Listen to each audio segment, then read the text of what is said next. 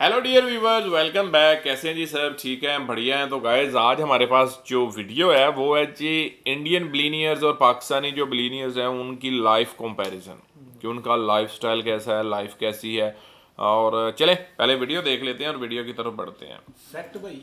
Fact hello भाई लोग, मैं हूँ फैक्ट भाई। और इंडिया में अरबपति बनने के लिए क्या चाहिए? पैसा, प्रॉपर्टी और तगड़ी इन्वेस्टमेंट, राइट। पर पाकिस्तान में चाहिए बकरियां, क्योंकि जब एक्स पीएम इमरान खान ने अपने $1 बिलियन एसेट का खुलासा किया तो उसमें 2 लाख की तो 4 बकरियां ही थी। अब क्या इसका मतलब ये है कि हर पाकिस्तानी अरबपतियों के पास सिर्फ बकरियां ही है, या फिर कुछ ऐसा जो हमें पता नहीं? लेकिन अगर इंडिया पर नजर डालें तो साल 2023 की शुरुआत इंडियन अरबपति गौतम अडानी की दुनिया में दूसरे सबसे रईस इंसान बनने से हुई थी। और जिस स्पीड से इनका बिजनेस दिन दुगना रात चौगुना हो रहा था, शायद ये दुनिया के सबसे अमीर इंसान भी बन जाते। पर एक बड़ी गलती और richest people in the world की लिस्ट में इनका नंबर सेकंड से सीधा 24 पर। आखिर क्या थी वो गलती? क्योंकि इंडिया हो या पाकिस्तान, अरबपतियों की लाइफस्टाइल जीना किसे नहीं पसंद? लग्जरियस कार्स, बड़े बड़े बंगलो और प्राइवेट जेट। वाह! तो आइए इन हीरोज की जीरो से शुरुआत करके देखते हैं इन अरबपतियों का मुकाबला।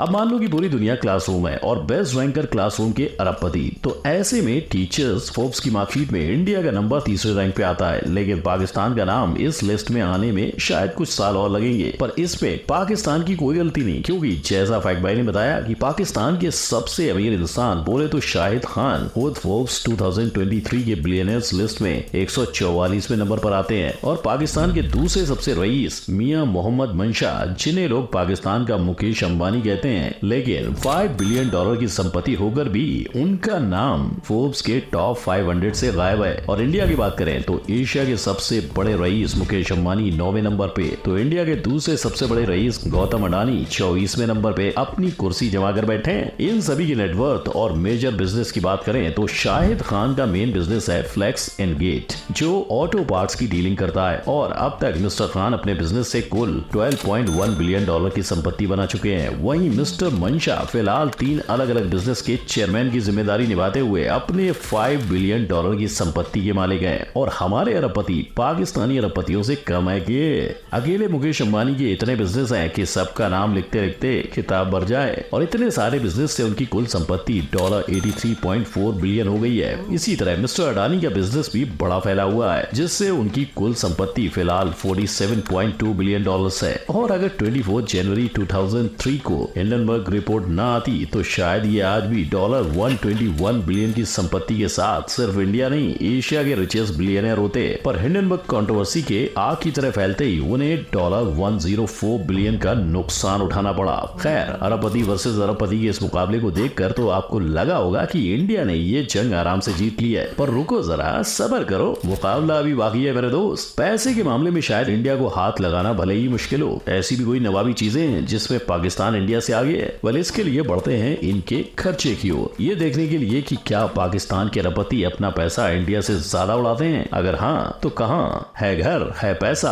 है गड्डी, वो भी इतना कि साल भर चलेगी पार्टी। पर जिनके पास पैसा, उनके पास वक्त की कमी। इसीलिए अमीर लोग अपना पैसा 2 ही चीजों में लगाते हैं, एक पैसों को डबल करने वाली इन्वेस्टमेंट और दूसरा महंगी चीजों के शॉपिंग, जिसमें कार से लेकर प्राइवेट जेट्स शामिल हैं। तो सबसे पहला मुकाबला महंगी कारों का। पाकिस्तानी अरबपति शाहिद खान के पास महंगी कारों में मर्सिडीज बेंज, रेंज रोवर जैसी कई कारें शामिल हैं। मियां मंशा का भी ऐसा ही कलेक्शन है। पर इनके कंपैरिजन में अंबानी के पास है 6 फ्लोर का गैराज, जिसमें वो अपनी 168 कारों को रखते हैं। खुद अडानी के पास मौजूद अल्ट्रा कारों की गिनती तो 10 है। पर कार कलेक्शन तो हर दूसरे बिलियनर के पास मिलती है। असली कलेक्शन होता है प्राइवेट जेट का। तो मियां भाईजान के पास कोई जेट ना सही, पर शाहिद खान के पास 3 प्राइवेट जेट्स हैं, जिनकी कीमत $90 मिलियन से ज्यादा है। इनके ग्लोबल 7500 में एक साथ, पर इसमें bedroom, living room cum conference room और किचन तक है। मुकेश अंबानी की जेट की बात करें तो उनका एक अकेला जेट $73 मिलियन का है। और जब तक आप इसकी लग्जरी का अंदाजा लगा रहे हैं, फैक्ट भाई बता दे कि गौतम अडानी के पास भी 3 प्राइवेट जेट्स हैं, जिनकी कीमत $50 मिलियन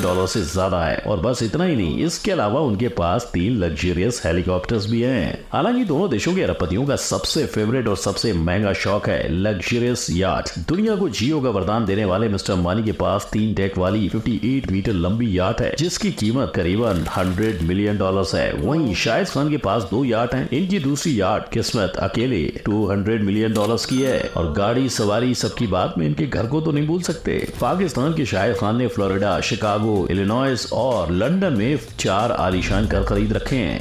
मियां मंशा की बात करें तो वो लंदन स्टेट में सेंट जॉर्जेस हिल के मालिक हैं। वहीं मुकेश अंबानी का एंटीलिया के अलावा लंदन और दुबई में भी घर है। और गौतम अडानी ने न सिर्फ विदेशों में पर दिल्ली, गुड़गांव और अहमदाबाद में घर बनाए हैं। यानी अपनी लाइफ को आसान और आलीशान बनाने के लिए दोनों ही देशों के अरबपतियों ने कोई कमी नहीं छोड़ी है। पर खून पसीना लगाकर कमाई करने के बाद इतना ऐशो आराम तो लोग डिजर्व करते हैं। और आप भी यही कहोगे? नहीं मानते तो आइए फैक्ट भाई आपको इनकी बैक स्टोरी बता दे, जिसमें गरीबी, लाचारी, कुछ कर दिखाने का जुनून, हर चीज का परफेक्ट ब्लेंड है। $12 बिलियन आज खड़े खड़े लेट क्वीन एलिजाबेथ का पैलेस ही नहीं, हमारा कोहिनूर शाहिद खान खरीद सकते हैं। बावजूद इसके उनके पास अपनी लाइफ और अपने बच्चों की लाइफ अच्छे से काटे, इतने पैसे बच जाएंगे। लेकिन हमेशा से ऐसा नहीं था। 16 साल की उम्र में सिर्फ $500 जुटाकर जब वो यूएस पढ़ने के लिए पहुंचे थे तो 2 वक्त की रोटी कमाने के लिए वो रेस्टोरेंट में बर्तन धोया करते थे। जैसे तैसे उन्होंने फ्लैक्स एंड गेट कंपनी में काम करते करते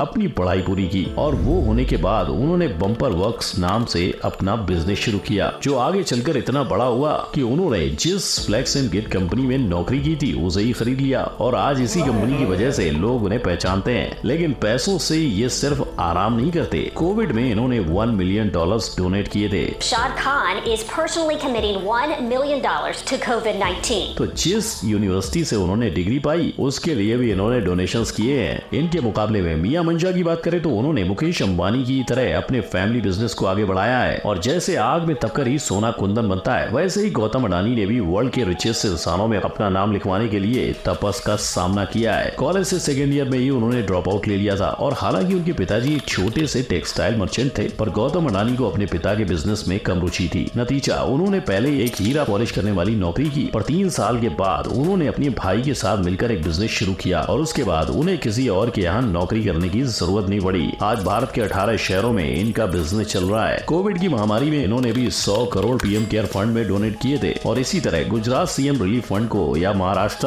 अडानी हर जगह डोनेट कर चुके हैं। पर एक तरफ इनके करोड़ों के डोनेशंस तो दूसरी तरफ है एक्स पीएम इमरान खान की 2 लाख की बकरियों वाली इन्वेस्टमेंट। जी हाँ, जब ये पाकिस्तान की हुकूमत संभाल रहे थे तो इन्हें वहाँ के बिलियनर में गिना जा रहा था। पर जब इन्होंने अपनी संपत्ति में 2 लाख की 4 बकरियां गिनवा दी तो सब हंस पड़े। लेकिन इससे भी ज्यादा हैरान करने वाली बात तो ये है कि पाकिस्तान की एक्स पीएम हो या करंट पीएम, न्यूज रिपोर्ट्स की माने तो दोनों ही अपनी बेगम से ज्यादा अमीर नहीं है। 2020 में पाकिस्तान के जिन 10 बिलियनर्स का नाम लिया जा रहा था, शायद देश की इकोनॉमिक क्राइसिस में वो पिसे और ऐसे पिसे कि अब पाकिस्तान शाहिद खान, मियां मंशा के अलावा 2 और नाम बिलियनर लिस्ट में शामिल हैं। वहीं पाकिस्तान के मिलियनर्स की बात करें तो 19 लोगों का नाम सामने आता है। और पाकिस्तानी अरबपतियों के मुकाबले अगर इंडियन अरबपतियों की गिनती की जाए तो 2023 में इंडिया ने बिलियनर्स का आंकड़ा 169 पे पहुंचा दिया है। रही बात इंडिया के मिलियनर्स की तो पिछले साल इंडिया के पास 7.96 लाख मिलियनर्स थे, जिनमें से कई हजार हर साल इंडिया से माइग्रेट कर जाते हैं। बावजूद इसके भारत के मिलियनर्स का आंकड़ा 2026 में 16,32,000 तक पहुंचने वाला है। पाकिस्तान ने भी इकोनॉमिक झटके खाकर अपनी जनता को इससे बाहर निकालने के कदम उठा लिए हैं। पाकिस्तान में टेक्नोलॉजी की मदद से बिजनेस डिजिटल किए जा रहे हैं और इससे उन्हें उम्मीद है कि आने वाले वक्त में वो कई मिलियनर्स खड़े कर पाएंगे। पर इससे 2026 तक पाकिस्तानी मिलियनर्स की गिनती 26,000 कैसे पहुंचेगी, इस डेटा का गणित आपके भेजे में भी नहीं बैठ रहा। राइट, तो भाई लोग, इंडियन अरबपति वर्सेस पाकिस्तानी अरबपति की संपत्ति को लेकर, उनकी लाइफस्टाइल, हर चीज का लेखा जोखा फैक्ट भाई ने आपके सामने रख दिया है। अगर आप देखना चाहते हैं कि इंडिया के कौन से अरबपति कंगाल हो चुके हैं तो आई बटन पर क्लिक करो। आपको वीडियो पसंद आई तो लाइक, शेयर, कमेंट और सब्सक्राइब करना। हम फिर मिले। भैया अरबपति कंगाल भी हो जाते हैं। हो जाते हैं, बिल्कुल हो जाते हैं। उनको लॉस हुआ था 104 अच्छा, कितना लॉस हुआ उनको ना? हाँ, डानी को बहुत ज्यादा बिलियन का। वो नंबर 1 पे आने लगे, मैंने 24 नंबर पे चले मैं गए। सुबह ट्रेड मैंने लगाई थी बीटीसी पे और मुझे ये था कि बीटीसी फॉल करेगा और नीचे जाएगा बीटीसी, और मैंने लगाई लेकिन मुझे थोड़ा सा प्रॉफिट हुआ तो मैंने उसको, मतलब पहले थोड़ा कुछ लॉस में गया, कुछ अप किया मार्केट ने, जैसे ही वापस आई तो मुझे प्रॉफिट हो रहा था तो मैंने उसको ट्रेड को क्लोज कर दिया। लेकिन अभी थोड़ी देर पहले मैंने देखा तो फिर 400-500 पॉइंट्स बीटीसी फर्दर जो है वो गिर गया था, फॉल किया। तो एक प्रिडिक्शंस थी, लेकिन वो होते हैं ना, इंसान अपने उसके अकॉर्डिंगली खेलता है कि हाँ यार 100-200 पॉइंट्स का अगर आपको बेनिफिट मिल रहा है तो आप ले लो ले लो लेकिन ये था कि हाँ गिरना है, मुझे नजर आ रहा था कि तो कुछ ना कुछ गिरेगा, लेकिन वो 200-300 पॉइंट्स की फर्दर जब देखा तो मैंने कहा यार ट्रेड की क्यों क्लोज की, ट्रेड लगी रहती, वेट करना चाहिए था और लग भी रहा था। तो होता है, प्रॉफिट लॉस जो है वो पार्ट ऑफ बिजनेस है। तो बाकी ये है कि अभी अगर हम देखें तो बिलीनियर्स की बात करें तो पाकिस्तान में as compared to India very low, बहुत पीछे होंगे, क्योंकि इंडिया में बहुत बड़ा मतलब अब अंबानी हो गया या अडानी हो गया, वहां तक पहुंचना तो पाकिस्तानी अभी रतन टाटा जी तो सारा वो दान कर देते हैं ना, इसलिए उनका नाम नहीं आता। लेकिन ये है कि अगर बिजनेस की बात करें तो Tata empire is one of the biggest empire in India, तो उनके ऊपर तो मतलब आप बात कर ही सकते हो। लेकिन अभी मेनली उन्होंने 2 बंदे उठाए हैं उधर के और 2 इधर के, इधर उठाया टॉप के 2 उधर के उठा रहे हैं और 2 इधर के जो टॉप के हैं वो उठा रहे हैं। स्टोरी यार वो उसने वही कंपनी खरीद ली ये और बहुत सारी ऐसे हैं। पर अगर रतन टाटा जी की बात करें और आप देखें कि जब उनको होटल में एंट्री नहीं दी गई थी, ठीक है, तो उन्होंने पूरा ताज होटल मुंबई में बना दिया। अब वो कितना खूबसूरत बना दिया। और बहुत सारी चीजें ऐसी, बहुत स्टोरीज हैं। जब जैगवर और उनकी दूसरी बहुत सारी स्टोरीज हैं, अब वो लंबी हो जाएगी। लेकिन ये है कि इंडियन जो बिलीनियर हैं वो तो उनकी तादाद आने वाले दिनों में हम देखेंगे, जैसे जैसे उनकी इकोनॉमी ऊपर जाएगी तो वो बहुत, अभी हमारी स्टेबल ही है ना, इकोनॉमी नहीं स्टेबल। बिल्कुल। क्यों? हमारे इधर जो गवर्नमेंट टैक्सेस होते हैं वो बहुत ज्यादा इम्पोज कर दिए जाते हैं और बहुत ज्यादा हो जाते हैं। मतलब कोई भी बिजनेस करने से कतराता है। वो जो जिन्होंने इधर बिजनेस करना है वो सोचते हैं कि यार कहीं बाहर इन्वेस्ट कर ले। ठीक है, तो मतलब इंडिया में ये चीज़ें नहीं है। इंडिया में इकॉनमी स्टेबल है। आप देख लें कि उनकी जो करेंसी है वो सस्टेनेबल है। हमारे इधर करेंसी का कुछ पता नहीं है, कहाँ से कहाँ चली जाती है और कब ऊपर जाती है कब नीचे जाती है, झटके पे झटके लग रहे हैं। तो ऐसी सिचुएशंस में कोई भी इन्वेस्टर जो है वो आपकी तरफ आता नहीं है, तो काफ़ी चीज़ों का मतलब डिफरेंस आ जाता है। और जो आपके लोकल होते हैं वो भी फिर इन्वेस्ट करने से कतराते हैं। तो चलें गाइस, ये था आज का वीडियो जो हमने देखा, Pakistani billionaire versus Indian billionaire. तो इंडियन बिलीनियर्स आर बेस्ट और बहुत ज़्यादा और बहुत आगे हैं पाकिस्तानी बिलीनियर से। तो बाकी ये है कि दोनों देशों के जो बिलीनियर्स हैं उनकी लाइफ तो डेफिनेटली आप एक्सपेक्ट कर ही सकते हैं। हमारे इधर जिनको हम कहते हैं ना रिच बिलीनियर नहीं कहते, हम कहते हैं ये रिच फैमिली है, तो उनकी जब लाइफस्टाइल देखते हैं तो वो भी बहुत बढ़िया होता है। हम कहते हैं कि हाँ यार ये बंदे कितनी ऐश कर रहे हैं, कितने आराम से जिंदगी गुजार रहे हैं। तो जो बिलीनियर होंगे तो उनकी लाइफ का आप अंदाजा खुद ही लगा सकते हैं कि वो कैसी लाइफ गुजारते हैं। और पाकिस्तान में लोगों के पास पैसा तो बहुत है, लेकिन गवर्नमेंट जो है वो भूखी है, वो गरीब है, गवर्नमेंट के पास नहीं है। लेकिन अब गवर्नमेंट ने उसका भी हल निकाल लिया। गवर्नमेंट ने टैक्सेस इतने बढ़ा दिए हैं, प्राइसेस इतनी हाई कर दी हैं। उन्होंने सोचा कि वो आम पब्लिक जो अमीर है इसका पैसा खींच कर अब गवर्नमेंट के खाते में डालते हैं, अपनी जेब में लाते हैं। तो आने वाले दिनों में देखेंगे कि अवाम जो है वो गरीब हो जाएगी और गवर्नमेंट जो है वो अमीर हो जाएगी, अगर इसी तरीके से चलता रहा। पेट्रोल की प्राइसेस ऐसे चलती रही, सारा कुछ ऐसे ही चलता रहा, ऐसे ही टैक्सेस लगते रहे, तो आने वाले दिनों में अब अवाम अमीर है, गवर्नमेंट हमारी गरीब है, तो गवर्नमेंट अमीर होने वाली है, अवाम गरीब होने वाली है। तो ये चीज़ें साथ ही हैं। बाकी मिलते हैं अगले वीडियो में, रखिए बहुत सारा ख्याल।